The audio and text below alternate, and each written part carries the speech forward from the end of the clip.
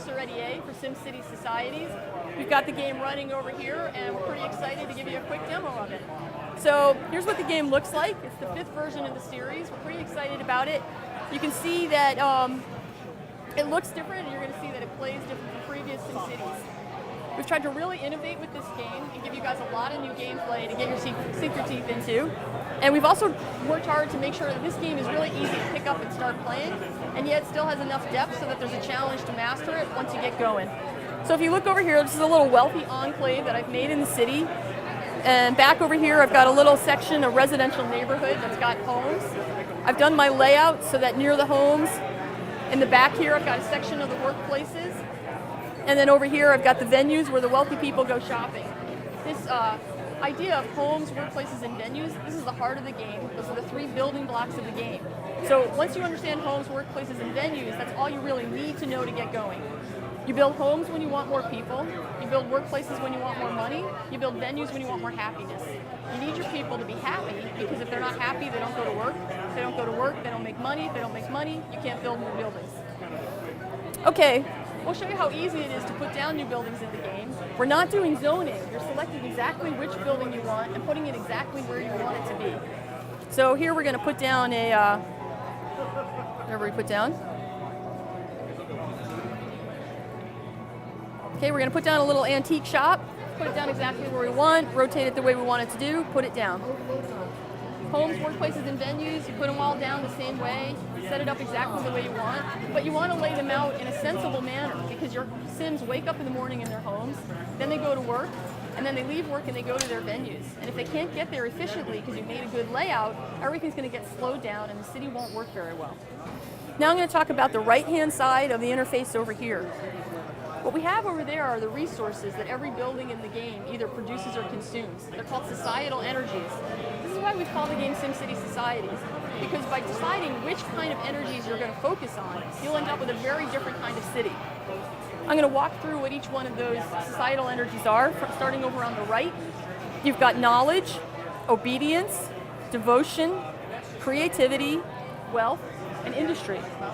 Now, this little area that we've been showing you so far is an area where all the buildings produce or consume wealth. If I drive over across the river, you'll see that we've made an area where all the buildings use knowledge. Now, this is a kind of strange city that I've made just to show you guys the game. What's interesting about SimCity Societies is that unlike other city builders, you don't always need to be maximizing all of your resources. So you don't need to have all 6 of the societal energies going all the time. You could decide to make an entire city which was all about knowledge, or another city which was all about wealth. You could make a city that's just about obedience, where you don't care about your people's happiness and you're an authoritarian ruler. Or you could make a combination city, some of which makes sense and some of which are pretty creative and funky, like obedience and creativity. Let's look down and dive a little bit deeper and look at some of the more strategic elements of the gameplay. If we cruise over to this part of town, this is where I was showing off some of the buildings that produce or consume industry. Now, if you don't want to really think that hard, all you really need to know to play the game is that there's homes, workplaces, and venues, and that there's the 6 societal energies that you're producing or consuming. But when you want to get right into it, you'll see that every single building has its own unique attributes, and some of them have direct actions that you can click on, so there's always something for you to do. Here I've got this little slummy part of town. I've got slum apartments and tenements, and I see that those are going to make my Sims sick and have a greater fire hazard. So I'll want to plan ahead and put a fire station nearby. Now, when I look at where these people are going to work, I've put in an atomic missile site. I was happy to put that game in because I knew I was going to be building government buildings, and the atomic missile site gives me a discount on government buildings. When you start playing the game, you see there are a lot of different buildings that you can make, but you're really only seeing about 1/3 of the buildings in the game. There's over 400 different buildings and decorations you can put down. As you play the game and make different choices, more buildings become available to you, and you can unlock them. So if we look here, I have a steel mill. Once my city is industrial enough, I have the unionized steel factory becomes available to me. That becomes a goal for me to reach for, and then I can upgrade my existing steel mills to become these bigger, more productive factories. If I look over here, this is the venue section of my industry neighborhood. I see that I have a dive bar. The dive bar gives people a big happiness boost, but it also makes them sick and injured, and especially it makes them drunk. And when they're drunk, they're not going to work. When they're not going to work, they're not making money for me. A dive bar also has a chance of spawning one or other kind of criminal. And the criminals will rob people, it'll take away their deluxe goods, it'll slow down their day. On the other hand, I can make money off the criminals too.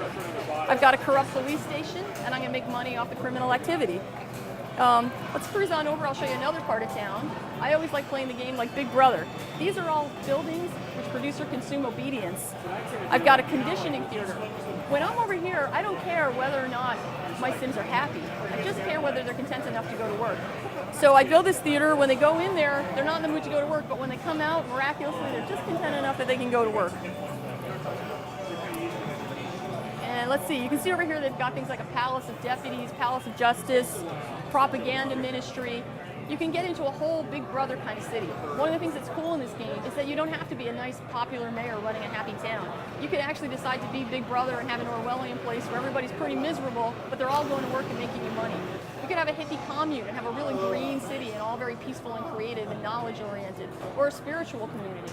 There's a huge range of creative opportunities in the game. You can approach it in lots of different ways. It's very flexible, it's very accessible, but there's a lot of depth that you can unfold if you want to get into it. I think you guys are going to really enjoy playing it. It's coming out for the holidays. Thanks.